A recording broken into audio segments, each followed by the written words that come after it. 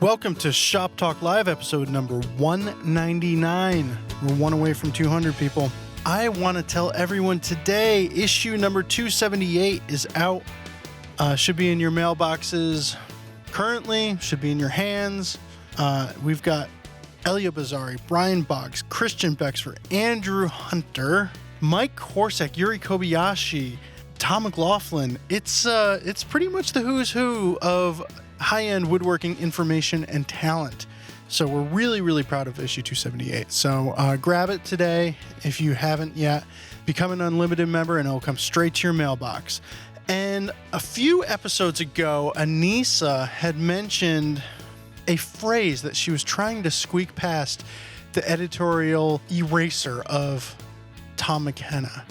And it is in this issue. And if you could tell me what her little favorite phrase is that shows up in this issue that she got past the powers that be, the censors of funny woodworking lines, go to the show notes page for this episode at shoptalklive.com. Leave a comment with your guess. The first person to guess it will get a Shop Talk Live t-shirt. We don't have double XL. Sorry, folks. Check out issue 278. It's a good one. And here is episode number 199 featuring newly minted contributing editor Bob Van Dyke. Bob. Yes. You've been posting a bunch of photos from some museum, Rhode Island. Where are you going? From the RISD Museum, the Pendleton House, which is a part of the RISD Art Museum. And it's an amazing, amazing place. And that whole area of Providence, if you ever get a chance to go. Have you ever gone down over there? Not for that specifically. I went over, I had 2 weekends. The past 2 weekends were free because the original classes that were supposed to be that weekend didn't happen. Mm-hmm. So it was like, okay. And the weather was incredible, and I had like no motivation to do anything. So I went over to, and I went over to the Pendleton House. A lot of the furniture that was in the Newport exhibition at Yale a few years ago, some of it came from there. Okay. And really cool stuff. And it's just a beautiful place. I mean, that area of Providence, it's the old, it's like 2 blocks from Brown University and RISD and the John Brown House. It's right next to the river, and it's just, nice restaurants, and it's a good place to run away, screw off. I like your post because, like, no matter where you go, I went to the New York Public Library. Here's some stringing and banding. I went to Rhode Island. Here's some stringing and banding. I get back and I go, okay, what pictures do I have? Oh, it's all inlay stuff. Went to go visit the grandkids. Here's some stringing and banding. Exactly. So, like, left to your own devices, what's your... You hit the lotto. You didn't need to do anything. What you would build? What? I mean, my favorite stuff to build is federal style furniture. I mean, I haven't done a lot of it because I have this school to run that's always getting in my keep way. Building the same table over and over and over and over. Having Groundhog's Day of woodworking. Over 1,000 hall tables. Oh my God. Yeah. Yeah. But, so, I mean, that's what really intrigues me the most. What about it? Is it the decorative elements or? Yeah. It's the inlay, it's the veneer work, the inlay, the stringing, the pateray, all that stuff. What's pateray? Pateray. Is that a dance? Floral. Usually they're pictorial ovals, usually that are on the top of a leg, or on the front of a. Now, is a shaded apron. Fan considered pateray, or is that just a fan? I think that's just a quarter fan would just, Okay. I mean, I wouldn't, even an oval, I don't know that it might be considered pateray, but I don't think so. Okay. It's usually more of a... Like a conch shell or something like that. The conch shells, the eagles, right. And what I find is just the history of the eagle, of that stuff. I mean, where it comes from. That people don't realize that like a lot of that was purchased in the period. Like the inlays. Yeah. The pattern. Yeah, the pattern, especially the more intricate ones. Like there was a pattern guy who just wandered around on a burro. Yeah, your itinerant pattern salesman or your inlay, your banding Really? guy. Yeah.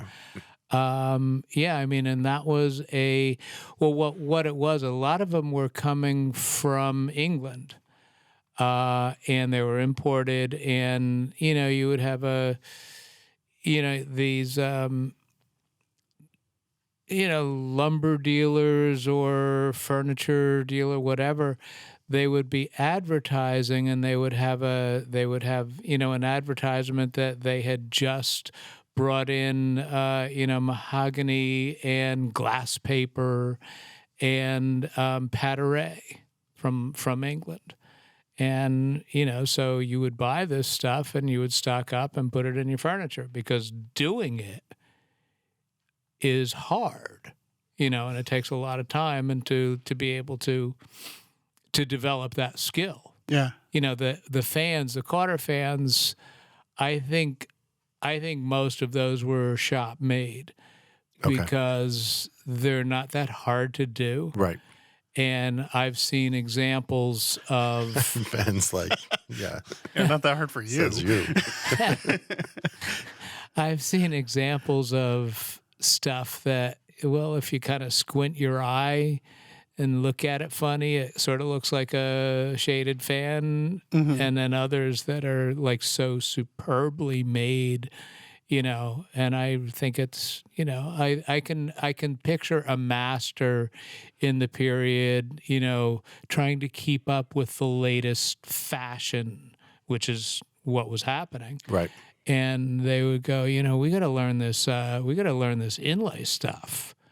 And, and they could do a fan, but then it was like this really cool, the pattern and that sort of stuff.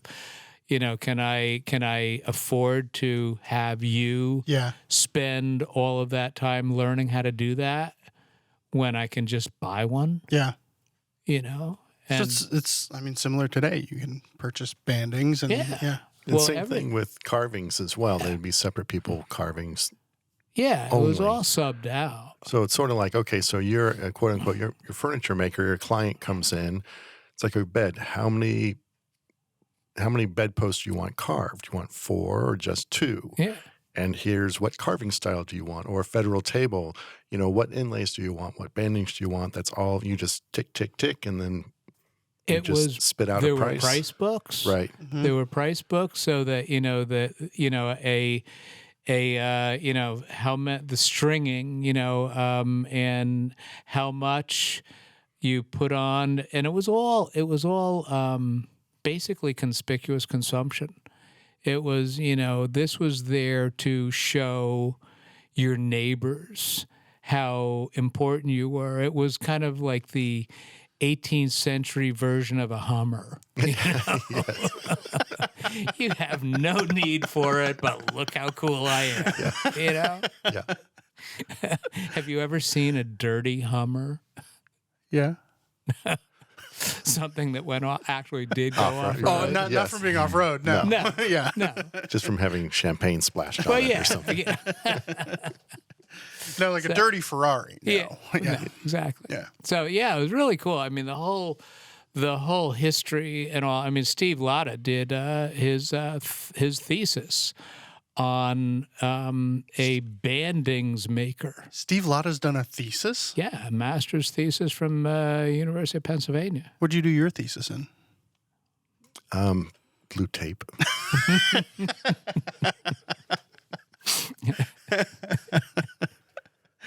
Exactly. All right. Questions? I don't have any. Well, I said that oddly. All right. Okay. Question number 1 for this podcast that we were recording from Max. This is edited since I sent it to you. You had convinced me that a tail vise was unnecessary and that it would languish at the end of my bench, a $250 mistake, and that as I worked, I would be able to do without it just fine. Well, I say that's codswallop. That codswallop made me think Ed sent this in. That sounds like something he would say on the podcast. Yes. So often when I'm working, I think to myself, you know what I'd like to right now? A tail vise. How can I rectify this? I basically built the same bench that Mike and Matt built, the shaker workbench. So adding a tail vise probably isn't an option since the apron is attached to the base the way it is. So I chose this question because we have the classic. I think tail vises are great. I recommend them. Oh, come on. Why are you We have a tail vise user and a non-tail vise user. Fight. Tail vises are cool when they're done really well. It's like the tail vise on Bob's Vise, which is super good hardware, and he did a good job making it, is nice because it's pretty flat and flush to the workbench top. You still kind of lose that corner if it's the full-on tail vise, like a wagon vise.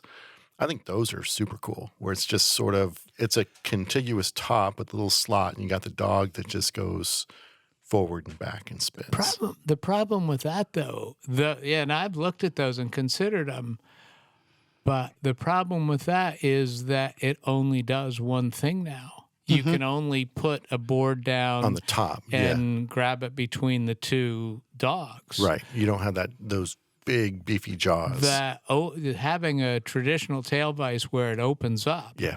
I hold stuff in that all the time vertically. I constantly do that. So where I thought about doing that, I was like, yeah. But the thing is, what you said is particularly important. I've seen tail vises that are god awful. I mean, they just sag, or you put pressure on it and it raises the work up off of the bench a quarter of an inch, and that's like completely useless. Yeah. So the stuff that, the Lee Nielsen bench hardware, that's what I've been using since day one. In fact, when we started the bench class, we were like, my bench was maybe the 8th or 9th set of hardware that Lee Nielsen had sold. They had just started it.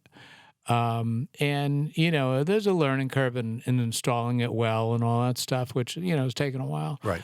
But it works so incredibly well. It's so precise that when you tighten stuff down, it's not lifting you up or off the bench or that sort of thing. So, and it's not sagging itself under its own weight. What's cool is that is so precise that I have to adjust it twice a year due to the wood movement, the wood shrinking or swelling. So there's actually adjustment on the vise. Yeah, there's set screws. There's set screws on the bottom of it that will tighten it up or loosen it up. And what happens is there's two tracks, I guess you'd call them. And as the wood shrinks, it tightens up. So during the winter, the thing tightens up. Because those two tracks are getting closer to each other. And then in the summer, it goes the other way. And you have to, a couple set screws on the bottom, tighten it up, loosen it up, and it works great, And that's how precise it is. Okay. Yeah. Yeah. So the train of thought when Matt and I were doing that big shaker workbench is that I think the original in Hancock Shaker Village had a tail vise. Yeah. And I think Matt and I originally planned on adding a tail vise to our bench, to the bench we were building together. But then since the bench really wasn't going in my shop or Matt's shop, it's like, do we really want a tail vise? And we thought that'd be really cool because we don't have one. But then again, it's like, do you have a tail vise on your bench? No. Do you have one? No. Did you miss it? Not really. Let's not put one on here. And let's just tell people they don't need it. Well, I mean, but and this is the thing. My job is going to everybody's shops and seeing different ways that people work. And some people use a tail vise a lot, and some people don't use a tail vise at all. And if you take your sampling from two people who happen to not use a tail vise, you don't need one. You don't need one. I think if you go like, if I'm on Bob's bench all the time, then I go back to and I think it's one of those things where if you have it, you use it. So probably the next bench you build, you're going to be like, well, yeah, I use this all the time. Of course I need it. And conversely, if you don't have one, works well. Yeah, you've got your workarounds. Yeah, the shop bench we had at Fine Woodworking, a little beat. That was my experience with the tail vise. Yeah, it's like and it was rarely less than frustrating. Yeah. You know, so I didn't use that tail vise much. Now, we went out to Chris Gochner's, and I mean, I think he uses tail vise twice as much as he uses a face vise. I would say I do too. You do too? Probably. Yeah, because I use it for different things. And in his case, as with a wagon vise wouldn't cut it. No, it's like you just lost 50% of the capability of the vise. Mm-hmm. And that's the thing. I mean, can I work without a tail vise? Yeah, I do it all the time. I mean, I have a stop that I put on my, in my shoulder vise, and, I complain against that, and I plane with, a doe's foot, and I use hold fasts and all sorts of stuff. But I use the tail vise as much because it works well. If it didn't work well, I wouldn't do it. Yeah. And I think that, like I said, I mean, a lot of people's experiences with a bad vise, so they all of a sudden all vices are bad. It's kind of like, I got a piece of junk car, so that must mean all cars are no good. Wait, you mean cars can be? Yeah. Okay. Some of them actually work. Yeah, it's pretty cool. It's like when you're like, just after getting married and you see a really cute baby in a restaurant, you go, oh, let's have a baby. And then you see this red-faced screaming baby. It's like, yeah, no, we're good. Wow, this is really taking a turn. We don't need one of those. I don't know. So I don't have one. Actually, I had like a record cast iron vise as my front vise, and I also had a second record as my tail vise. Mm-hmm. And I had a second workbench on my outfeed table. Which is what we do at the school. Yeah. And the student benches are basically that way. Just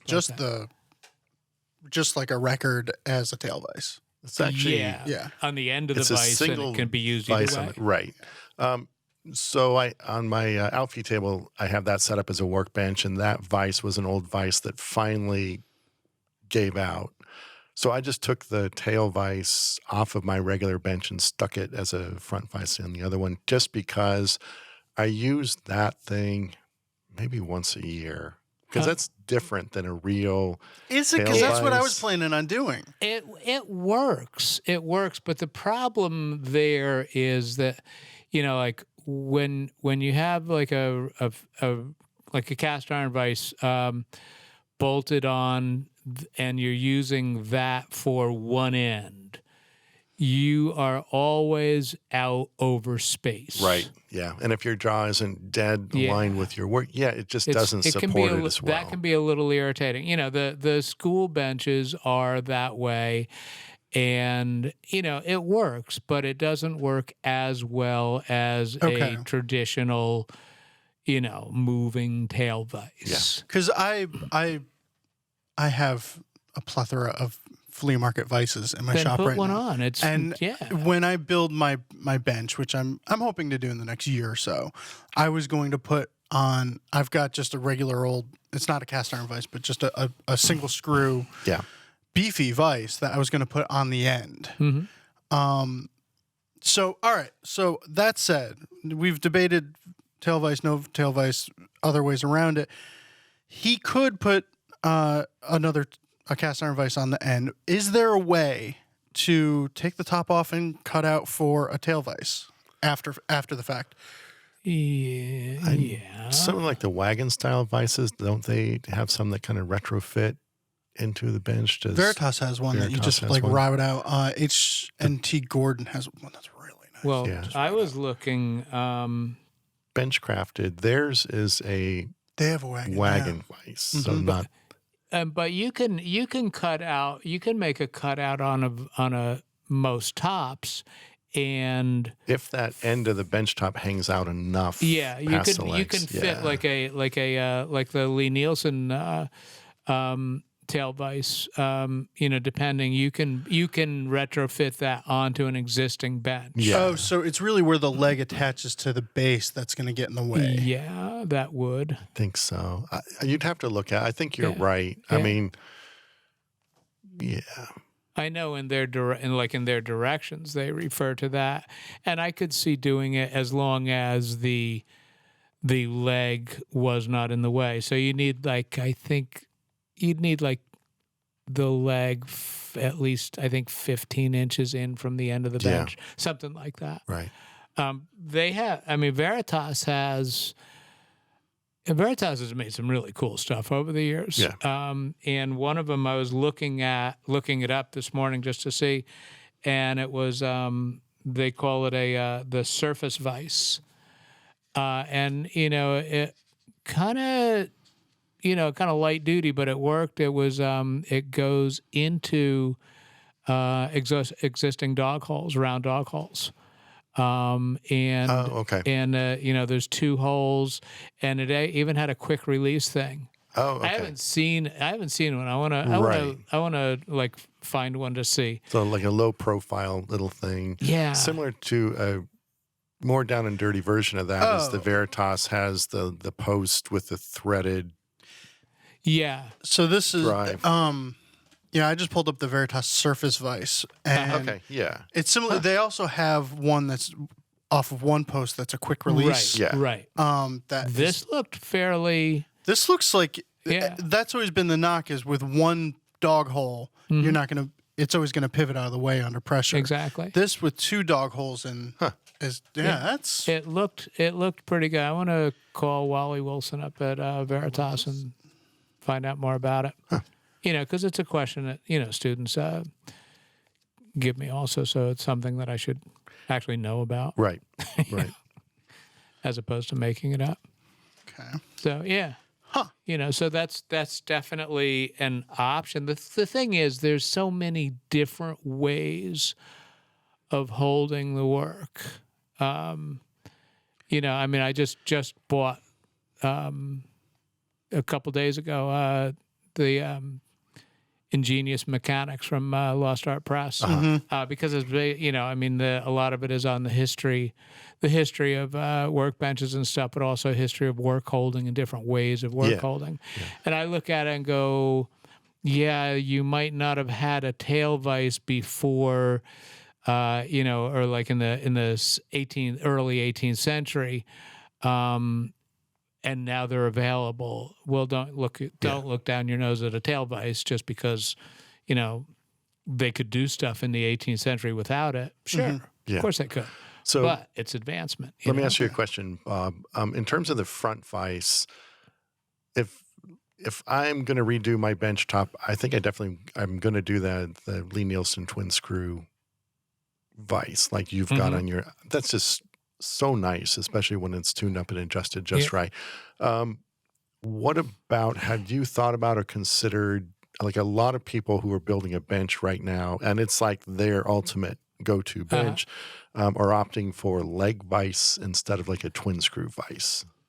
I've never used a leg vise. I know Steve Latta and we've talked about it a number of times, and he told me he used one of the bench crafted one, and he said it was amazing. But the downside of those is, that's like 6 inches wide, the chop. Yeah. Well, it's 5 or 6. whatever It's not. The like the twin vise, the twin screw, the Lee Nielsen one. I use the smaller one, which is 22, I think. No, I make a bunch of. or is No, that I think like- it's about 26 inches wide Is it 12 inches between the screws? between the screws. Oh, So, oh, yeah, between- okay. yeah. And so to be able to put a piece of wood that's 20 inches wide, 20 inches long, and let's say 1 or 2 inches wide, and put it on edge in that vise and be able to work the whole way. Is really nice. I mean, yeah, you can do it on the bench itself between the dogs and all, but sometimes you don't want to do that. So it works really nicely. I've used the bench crafted with the crisscross, Yeah. and that's one where it's like, if you're not gonna go big, it's not gonna work. So like get the crisscross, get the there are plenty of people out there who work every day and with sticking the pin in the bottom I and all look that at that stuff. and go, I watched a guy do that, and I'm like, wow, you're going to work that hard?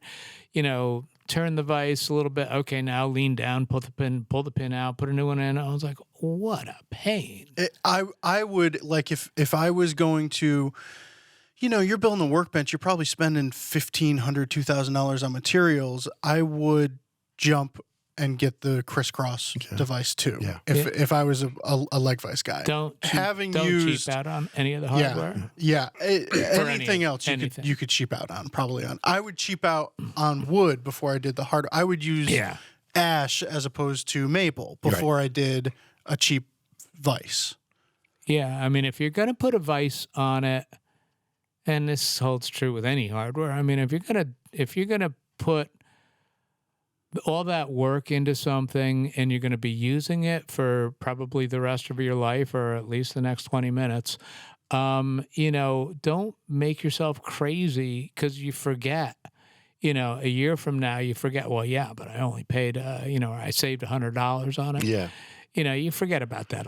Real quick. But the whole irritation of using it, and it's not working well, or that goes on forever. Or having to rebuild the it. slippery slope eventually. there to that thinking is, I'm making my first bench. I can just knock it together. Oh, but am I going to get tired of it? Oh, I should get some good hardware. Oh, I should. All of a sudden, they've got like $800 in maple, $800 in Vice hardware, and a Cirque on a chop saw to build a bench with. It's like, it's so I always advocate. Your first bench should be, it should be a weekend bench. Yeah. And slap a cast iron vise on there. And then, okay, now you can set up for your dream bench. Which is, like the school benches. I mean, I did an article years ago. That's a good combination because you have the school benches, which are super easy to build. We did an article on it. And then you've got your benches and the benches you teach as a class, which are basically, awesome. Bench of a lifetime benches. Traditional cabinet, German-style cabinet maker's workbench. Right. Yeah. Yeah, I'm absolutely hardware. I'm absolutely contradicting myself left and right here because it is like you see people who they get into woodworking and then the first thing they do is, well, I need a workbench, and they work on that for 2 years and they never finish it because it's such an overwhelming project. Right. Such a huge project. And then, well, because I've got $2,000 wrapped up in it. I can't afford to buy it. So weekend bench. If you're going to build a big bench, go big or go home. Get yourself going and be able to do some work. I worked for years on a sawhorses. The sawhorses that are underneath the 2 table saws in the main shop. Yes. Those are sawhorses. Those are the first things that I ever did 100% by hand. Cut the all this stuff it doesn't seat on the floor properly because I didn't know how to cut that angle. And it's been fine. Yeah. It's been wearing away one of these days. But my first bench was that with a piece of plywood on top of it, a railroad tie on top of that, and a piece of wood nailed onto the end of the railroad tie as a stop. I used that for years. My first workbench, probably for the first, 8 or 10 years of woodworking, was my my workmate, little folding bench. And it had like parallel jaw, Yeah. full length, which was actually really, really cool. Yeah. But when I chopped dovetails on that thing, it would just like bounce up and down like a frog. But I still have it. It's a great little support. Yeah, I have mine too, and every once in a while I consider giving it to my son. I said, "No, I'm not. He can get his own." Yeah. I have one lying around. Yeah. Came with the house. I use it once in a while Yeah. for things. Yeah. So Yeah, my current workbench is a solid door, Yeah. with a piece of plywood on top of it, and it's just screwed to the wall with two legs in front. yeah. Cool. And The it works. Scott Landis workbench book. Yeah. That Yeah. was one of the best books. And you look at my copy of that book. It's in my office at the school, and it is worn out. Yeah. Bindings broken, everything. I mean, I have read that so many times. Yes. Yeah. It's cool. All right, so I think we just did a solid half an hour on one question. But it's a good question. Yes. All right, let's. Question number 2 is from Nicholas. I've been working on a new solid walnut bar height dining table. The top is made of edge glued flat sawn walnut. Everything was going well. Glued up the panel, and I started to do surface prep on the top. I did some hand planing and scraping, just enough to remove all the glue and major defects. I still have a lot of sanding to go, but it's fairly close. I was getting a little ahead of myself and wanted to preview the grain with a finish on it, so I wiped it down with some mineral spirits. While it looked just fine with bare wood, no light spots at all, the mineral spirits revealed a significantly lighter, blotchy spot in one of the boards. It doesn't really follow a grain pattern, it seems. It kind of looks like there was wax or something on it to prevent the mineral spirits from soaking in, but I'm pretty certain I haven't gotten anything on it. The apron below, and he sent a picture, it's just dried mineral spirits. That piece is fine. Okay, so was it okay to wipe it with mineral spirits, or was this a bad idea? Is it safe to assume that if I did wipe it with mineral spirits, it would do this with wipe-on poly as well? Can you go back to the zoom-in shot again? And then, is there anything I can do to the wood prior to finishing that would prevent this from being a permanent feature? So it's subtle. I'll say this, Nicholas. It definitely doesn't look like... It doesn't, like, no one's going to go, ew. But it does kind of look like there's a little sap. Yeah, because I do see, it looks like there's a glue line right next to... kind of next to it where there's a lighter edge to it. Mm-hmm. It's weird to think that you're getting close to the sap. It could be, if you're still, well, first of all, you didn't ruin anything with mineral spirits. It's fine. I do that all the time. Yeah. Yeah. I mean, I use like a catalyzed lacquer whenever I want to just check to see how my color is coming up. no, He doesn't, people. no, I use mineral spirits or alcohol. Yeah. Usually mineral spirits. I like Naphtha. alcohol just because it doesn't smell as Yeah. bad. I mean, the naphtha or mineral spirits, I mean, it's... Yeah, super smell. I don't understand why they call it odorless. Yeah. Naphtha evaporates quicker than Yeah. the mineral spirits if Yeah. you're waiting for that thing to Yeah. So dry. that's what I usually use is naphtha. Yeah. And it works fine and all, and it gives you a good idea of what it's going to look like. What do you think that is, though, Mike?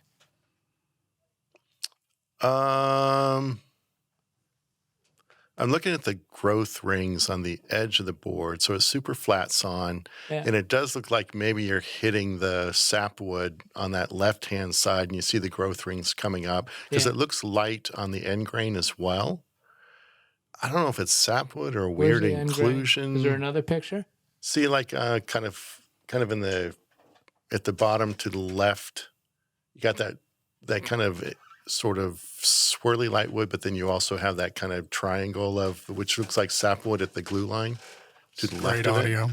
it. Yeah, and go down to the end Now grain. Bob is standing up Yeah. and walking Yeah. right up to the TV. Yeah, that. And he's pointing. I didn't catch that end grain there. Yeah, that definitely looks like sapwood on the end. Yeah. Yeah. It could- So is it possible to like he has hit the final cell of sapwood? it looks weird. It looks a little bit. I don't know what it is. Mm. To your point, Ben, is everyone going to look at it and say, oh, that looks wrong or bad? Is that a mistake? Like, what happened there? It's hard to say. And also, the part that you're only sort of partway through your surface prep, my first thought was, well, maybe you just didn't, there's some glue, something that didn't get down. Doesn't quite look like that. I mean, looking at the picture, it's some sap, going through that board. And no, I don't think it's any contamination or anything like that. Could, I mean, granted, he probably sent this email 6 months ago, but could he? It's well oxidized now. Thanks, guys. Yeah. Could he? What if you just let it dry or whatever and spritz some water on it? If it beads up at all, do you think that would kind of say, oh, there's wax, there's some sort of contamination in here? I would not worry about it at this point and finish your surface prep down to your final surface and roll then with see what you have. Did you ever do the thing where you soak walnut husks in? Do you soak it in water or alcohol or something? This is all from your hippie wife dying. It's not that, but it was also from Gene Landon. Yeah. It was a great period furniture maker. A lot of people who work in walnut, they soak walnut husks in something that might just be water, and it creates this basically it's a walnut stain. Yeah. But it blends really well and looks nice on walnut. It's So from I walnuts. know Pete Edries he's used that, and Tad Fallon has used and a natural stain made or a dye made from walnut husk. Yeah. And then the question is, are you selectively trying to stain it to get it to blend in, or do you just do an overall surface stain and that color, which is sitting on top of everything, it just reduces that contrast? I would probably go that route. I would Go over the whole experiment. thing. I would experiment with that. Sample But the boards. thing is, Forget the sample board. well, yeah, I know that's for babies. Do it. Just plunge ahead. But industry has spent thousands of dollars, and in time and everything else trying to stain out or dye out sapwood, Right. to various degrees of success. So because the color it always changes. Yep. So I'd roll with it. I just do you finish your final surface prep and let it be what it is. Okay. I would have, but it's something I would have before I glued it up. You would not have. Yeah. No, you wouldn't. That is a bold-faced lie. Hopefully, I would have. Hopefully, I would have. Maybe seen, I would have. "Oh, look at After the that." fact, I think I would have. It's Hopefully, I would something. have seen it. It's something that would have come up if you're milling your stock, Yeah. because you notice every defect, every grain line. Yeah. That's why you can't have someone else mill your stock for you, because that's as much a part of the Oh God. Yeah. building process as anything else. You get to know your lumber at that milling stage. So yeah, if there was something funky, can I cut it off? Is it going to be on the top? Is it going to be on the bottom? If I take another 16th off of this face, am I going to get through it? Dang, it just got bigger. Oh no, you know. And then it's like, do I need another board? Or no, this is a match set. And then all that calculus is. So it shouldn't be a surprise. I don't think you should be surprised at the point where it's after glued up and you're finishing, and then you throw something on there to see what it looks like. That's checking for tear out, maybe machine marks, maybe sanding scratches. I think you're just assessing the quality of your surface prep at that point. You're not assessing how your boards came out. Yeah, you should have decided already, and you should know that board so well. But there are surprises. I'm sorry. Oh, there are surprises. Of course, So. something's gonna go. Oh, missed that one, but it's like you said, the milling and all of that. That's the most important part of it. And like in cabinet shops, they'll have the new guy is the one that's doing the grunt milling and busting out parts and all, and that's like.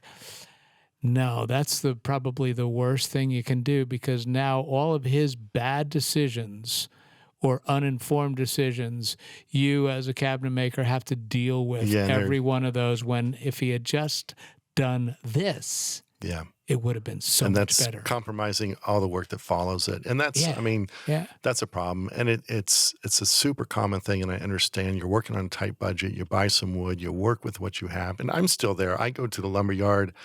I'll buy twice as much as what I need, especially if it's for a commission. I'm looking for only perfect boards, which there's no such thing. And through the process of cutting them apart and matching boards and glue lines, everything feels like a collection of least worst choices. You know, it's like, okay, well, that's as good as that's going to get. And so it feels like by the time you get everything together, it just feels like this thing is going to suck because nothing is perfect. And then you get it all together and you get the finish on and you're paying attention to a million other things instead of those super minute things in terms of grain match.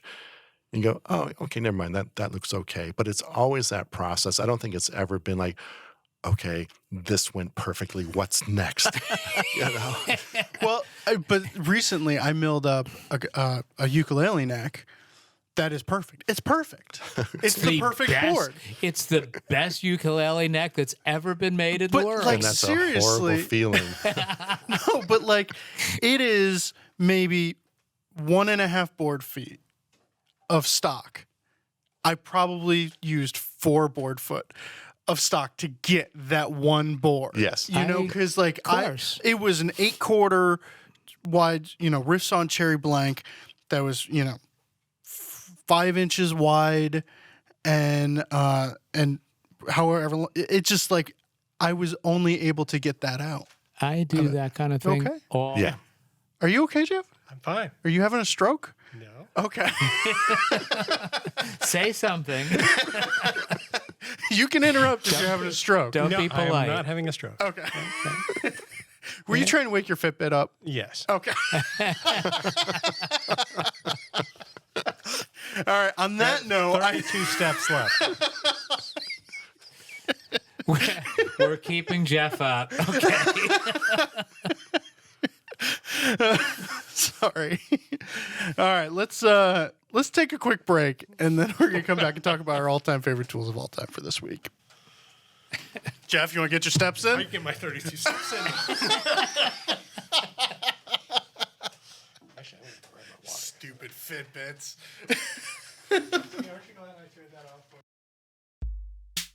Joe Taylor from Rikon, what you gonna tell me about today?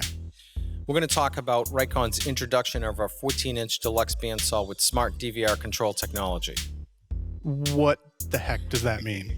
That means that you have the best bandsaw in the industry now that gives you DVR controls, which means that you're going to be able to adjust the speed on your bandsaw based on whatever your cutting application is. So whether you're cutting wood, metal, plastics, or even customizing with the right blade, the bandsaw is going to be powered to have continuous torque throughout your entire cutting application without losing any power. All right, so I hear continuous torque. That means that when I cut, it's not going to slow down on me. The motor's just going to give it more juice. You're never going to lose any power. It's going to maintain that cutting speed throughout the entire cutting application. Now, you didn't just throw this on any old bandsaw, right? No, we put it on our #1 selling bandsaw and the #1 rated bandsaw, which is the 14-inch Deluxe model 10326. And what if I have an older Rikon bandsaw? The great thing is if you have an older model, whether it's an older 325 or the standard 326 or even our 10324, there is an upgrade kit available for it. Setup takes about 30 minutes and you'll be up and running in no time. Please visit our website for more information and contact your local dealer to get a look at it. All-time favorite tool of all time for this week. Bob, go. Oh, God. I was afraid you were going to ask me this. Mike, go. No, I have it. Go ahead.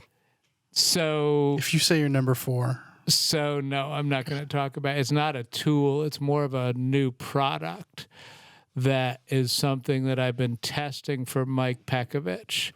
Wait. Speaking of new product, I think we need to register bobsfancyinlay.com.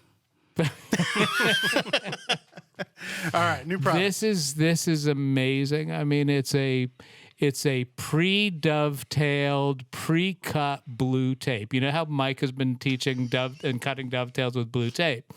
The next step was cut them first and then just lay it out so you can buy this rolls of this tape, put it on the end of your board, and you're good.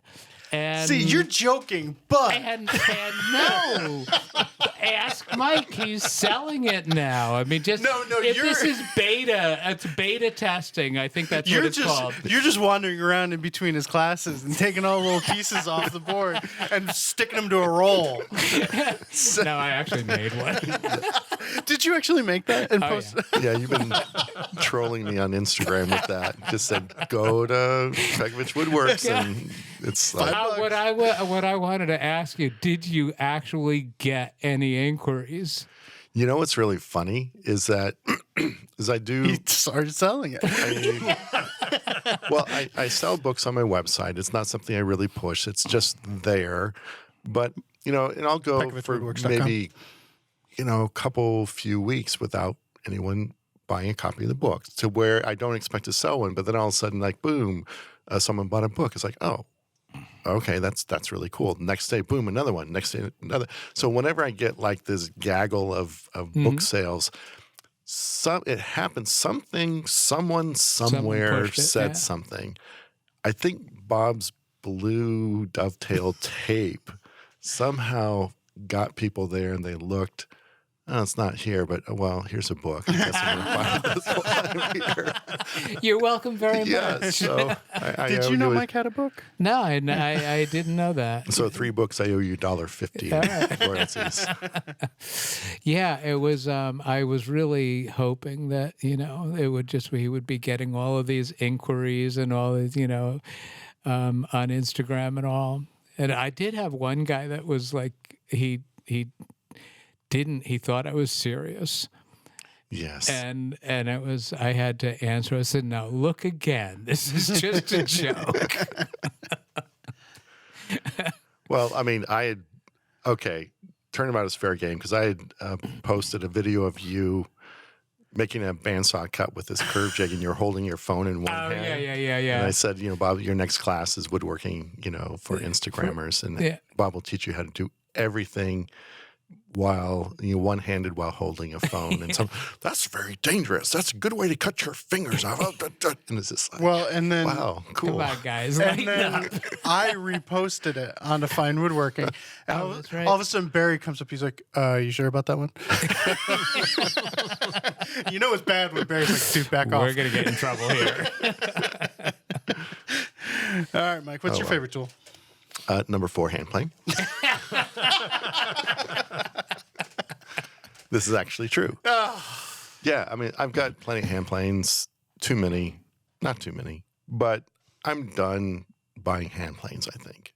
Especially, September 25th. you go through the 11:59. phase when you're collecting hand planes and you come across, a nice Stanley number 4 at a flea market, and you don't need it, but it's just like, it's a nice plane. It's $40. I got to buy this. You just have to. And I've kind of gotten through that for the most part. But Bob's open house, he has an annual open house. Tons of tool dealers there every year, and tons of like good quality old hand planes for really good prices. Yeah. I'm able to like turn a blind eye to all that and just turn my attention to old clamps, because they're harder to find and I still need clamps. So that's kind of my new thing I look for. However, one of the vendors who's at the open house every year, Bill Rittner, who I think is his major business, if you can say that, is he makes aftermarket totes and handles for planes. Yeah. However, at his little table, and it's always adjacent to my workbench where I'm working, he had this Stanley number 4 Type 9, I guess. Beautiful. It just, everything about it, there was something about it which just sang. He had milled the sides and the bottom flat. He'd put a hawk iron in there. Didn't do a lot to it. Not, everything else was original, but there was something about it where you looked at it and it's just like, oh, this is a really nice plane. So every year he had it there, and I said, Bill, how much is that? Okay, by the end of the day, if it's still here, I'll buy it from you. So 1 year, no, 2 years, still there. This is, I think, the 3rd year in a row, and I felt bad telling him, because he just looked at me and said, yeah, it's still here, Mike. So Pay up. I finally pulled the trigger and got that plane, got it home, threw a fresh edge on that blade, and everything about it, it's exactly what you kind of knew it would be just by looking at it. And it's like this notion of, they're mass produced, they're all exactly the same, but they're not. And you get one and you just kind of know everything is right about it. And so, it's a Stanley number 4. I didn't need it, but now I made a new sort of smaller toolbox where I can only hold one hand plane in it when I travel. That's the plane which is going in that toolbox. That actually makes me feel better because I have a number 4 that it's just not the one. Yeah. It depends on when it was made, and I look at the Type 11 and earlier, and I believe, Type 11, 1915, something like that. The next one was when they went to the next type was when they went to the high knobs, and that was the last low knob one. And the feel and that's what I find is the feel of those earlier planes. You sharpen them, tune them up, all that other stuff, but the feel of it is so much better than any of the new planes. And the new planes, I mean, like the Lee Nielsen planes, I'll always recommend highest. And I have any number of them, but and I have a Lee Nielsen number 4 also, and I have an older Stanley number 4 that I use 95% of the time that I have a hand plane in my hand. It's that one. That one's probably in your car right now. It is. Yeah. It's in my pocket, actually. But the Lee Nielsen number is a better plane. It's better made, everything about it. But I still like the feel of that other one better. It's it's kind of looser, and it just the Lee Nielsen planes are, and my block planes and all, they're all Lee Nielsen. I mean, it's excellent. Yeah. But that number 4, So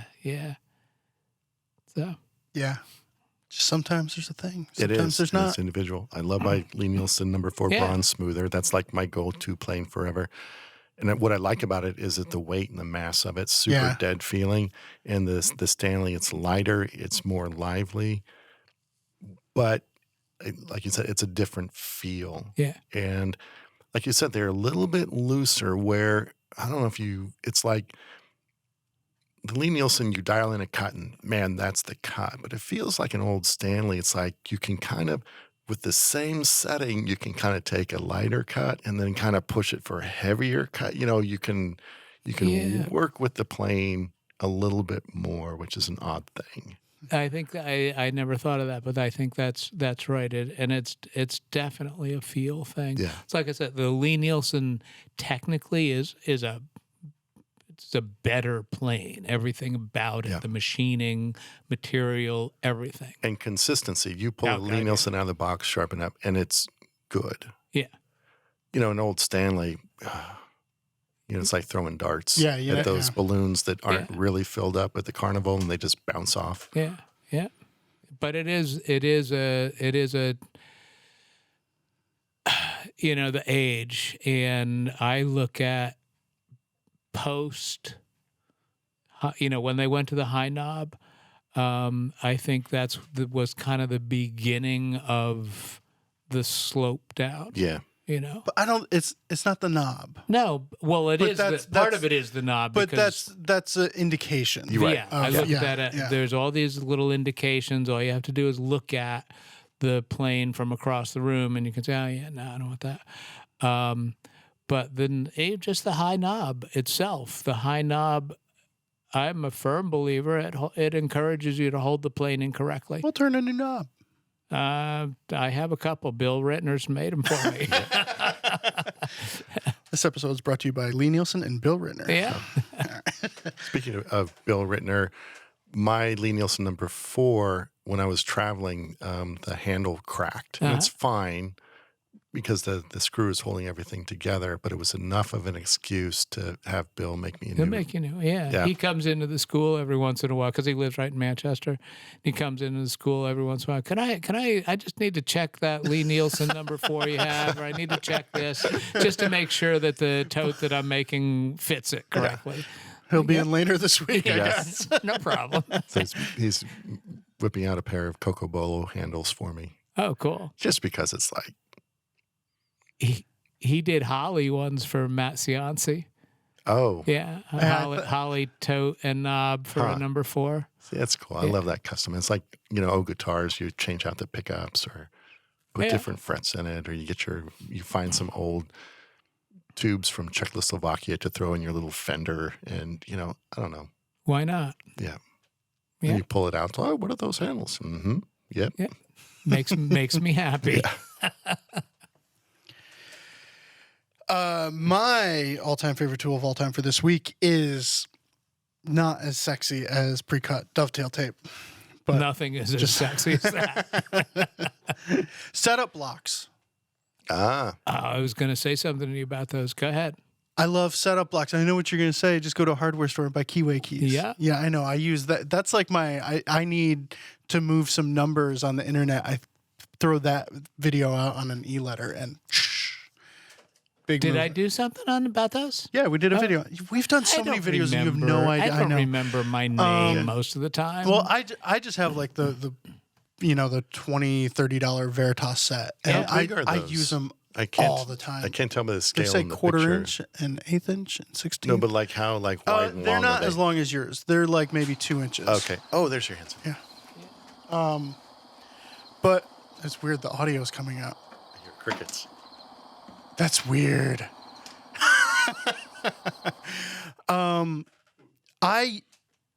I use them multiple times a night and I don't even think about it. It's almost one of those things that like you pull your number 4 out when you're getting ready to work. I pull the setup blocks out and I'm constantly using them for all sorts of things. And the video that is playing behind me, I had routed a 1/4 inch groove to make like a little trunnion for a jig. And I realized, I need to drill a hole on the end, and I'd like it to be in line with that groove just for aesthetic purposes or whatever. Right. Crap, that ship sailed. And I was like, oh, wait, no. Pull out my 1/4 inch setup block, stick it in the groove, pull out another setup block, put it right next to the 1/4 inch, then put an 1/8 inch setup block next to that one, draw a line, and that line is perfectly in line with the center of that 1/4 inch groove. And it's just stuff like that you can only do with setup blocks. You can use drill bits as spacers, and you can use chisels as spacers, but a set of setup blocks, just go get them and you'll use them all the time. Well, I've been using those for years. I never owned the official, ones like the Veritas ones, or you have that set. From Infinity. Yeah. Yours I are really long, which I kind of wish I had. looked at those too because they were really nice. But the keyway keys, the nice thing about those, because I use frequently, I might be using 3 3/16 keys at the same time. Right. Yeah. And so you can buy the keyway keys for anywhere from 10 cents They're not. to $2. Okay, yes. Up depending on the size. And so you can buy, 4 of each size. Yeah, the multiples is a cool and thing. that's where I use them frequently, more than just 1 or 2. Right. And the downside of the keyway keys is that you have to engrave on it what the size is. Yeah. Where, the commercial ones like the from the Veritas are very easy to see what it is. Well, and the downside of like the Veritas set that I have, one thing I like about it is it's cheap and affordable.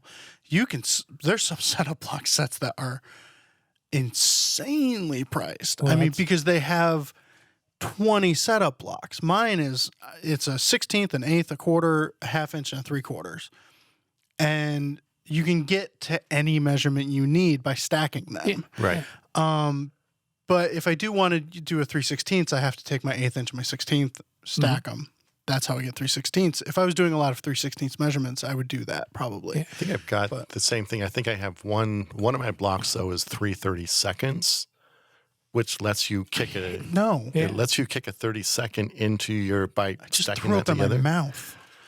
So what I do find in the set from Infinity also came with a 1, 2, 3 block. So it's a big, heavy Mine block, did too, yeah. which is, I don't use that often, but it's super cool when I do. You know what I use that for a lot is holding things square. Like if I'm at the drill press and I want to, I need to drill into the end of a block that's, 1 inch by 1 inch or something like that. Yeah. I take out my 1, 2, 3 block, hold that, and just hold that piece square then to the table. Mm-hmm. That 1, 2, 3, but I never use it to measure 1 inch, 2 inch, or 3 inch. Yeah.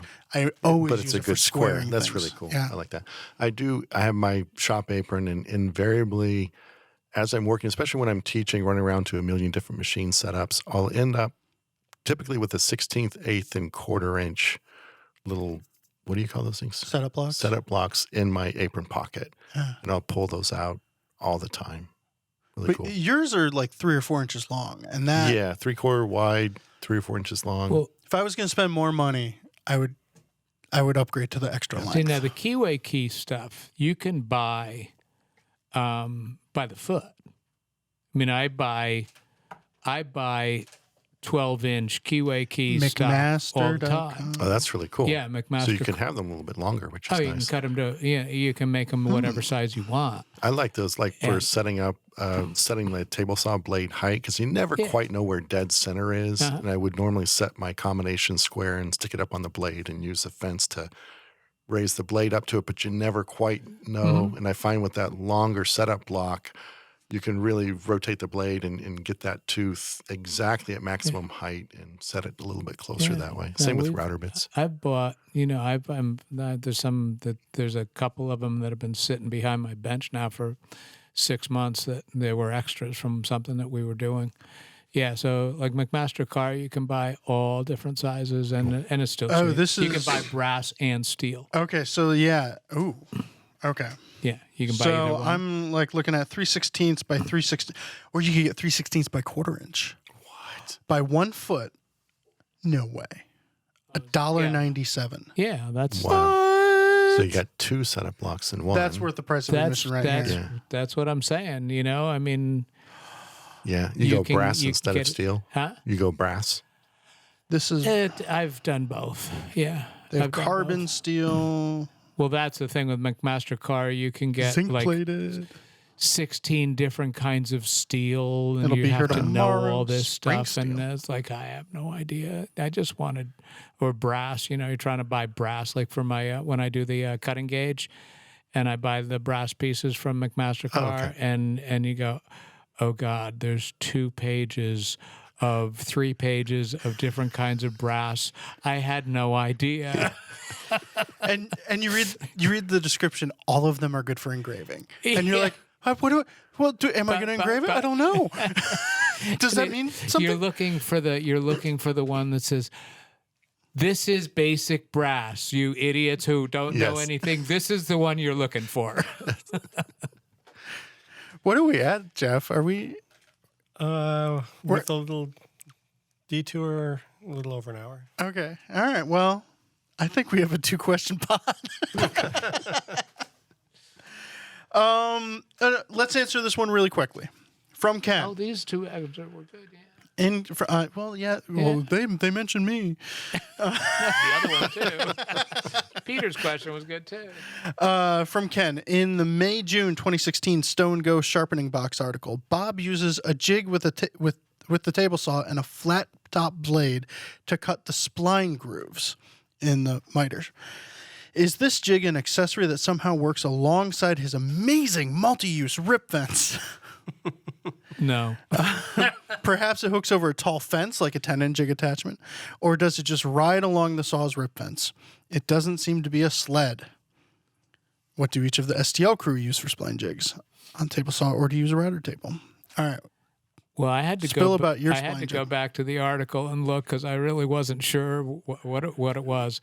But what it actually was when I did that article, there was a second there was a second half of another fixture that I make that was not picked up for part of the article, and that was a sliding thing. I use it for tenons and that sort of thing.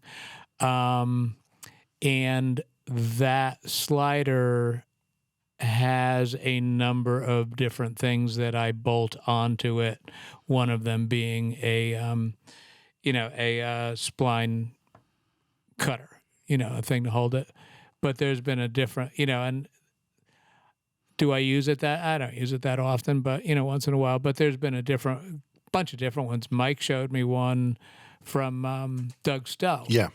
Mike, why don't you talk about that? Because that was cool. Yeah. So also, Doug Stowe, who's like the preeminent box maker, I picked up a spline jig from him, which is basically 2 pieces of MDF, which are held, glued together in an L, so 90 degrees, and then they're rotated and suspended at 45 degrees above the blade with kind of a fence on either side of this. And it's sized so that that fence extends down into the miter slot. So it's a 2 miter slot spline cutting jig. So you got 2 boards sitting vertically in each miter slot with a 2 pieces of MDF screwed together in an L, suspended in between them as it's rotated at 45 degrees. And one of them, the one that you showed me, just had a single board. My first one had a single. Was just going in a single miter gauge slot. Yeah. So it wouldn't, with using 2 miter gauge slots, now you're specific to that saw. Yeah. Having just one, you can put it on any saw, because it would work fine. Yeah. But I thought that was a cool idea, and it was definitely simple. Yeah. Simple Works is really good. well. And when I switched to my saw stop at home, because every place I teach has saw stops, that's when I started to do like the double. But even then, of course, the slots aren't exactly even from saw to saw. So they're a hair different. One of my little fences had to skinny that up a little bit. So yeah. I haven't settled on one. I've actually used a biscuit joiner for spline on the box. Can you tear out on that? No, it wasn't exceptional. Okay. No more than I think I would have on a table saw. Cool. With an unsupported. But yeah, that was I think I was doing a picture frame. And just used a biscuit joiner. The one at the old shop was mounted to a table. There you go. Okay. So yeah, it just wasn't any old biscuit joiner. And then you could have did you have some sort of V fence set up? Actually, you know what I did is I just drew a 45-degree line on it on the table and clamped the piece down. Okay. And then just plunged the biscuit joiner in. There was not, it's not quite a flat top grind on the but it's tight blade. on the corners. Yeah. Huh. So that would work. It's pretty flat, is it not? It wasn't. There was a little bit of nibble wibble. Okay. It's a technical term. Yeah. But yeah. No, that's cool. I never thought of that. That would work fine. Yeah. What do you do? Hit it once, flip it, hit it again, and just have 2 slots? It was a picture frame, so I just did one. Just one. Okay. One on each. If I was doing boxes, and I've seen people make like indexing jigs or something for. I hate those people. Yeah. There's too much time on. No, now my mind is going there. Okay, yeah, so you suspend it to the center. One spacer for the outside, take it out for the middle. It gets too hard. Yeah. I'm already there, too late. I'm going to make this. Yeah. Anybody have any recommendations? For the end of the podcast? I have one, and I can't pull it up. As always, it's a Instagram account. And I believe it's made for a museum. Oh, come on. I need to write this stuff down in advance. Yeah, made for a museum. Mark Bauer. And on Instagram, it's just a really interesting account of he's like a carpenter, woodworker guy who works for museums making museum displays. Oh, cool. Okay. So it's like a totally different kind of project. Yeah. I dig it. But all right. Anything else? Netflix, new season, Fastest Car, where every week 3 street racers with backyard-built hot rods go up against a supercar in a quarter-mile drag race. So there's like a crazy Toyota pickup truck? Yeah. My brother and I met that guy in that truck at Chips. in Wow. Southbury. Oh, cool. It was the loudest vehicle in the history of the world. Cool. So, all right. Well, that's all for this episode of Shop Talk Live. If you have questions you'd like us to answer on the show, send them into shoptalk@taunton.com. If you're watching on YouTube, click that thumbs up button. We'll be back in 2 weeks with another episode. Thanks for listening.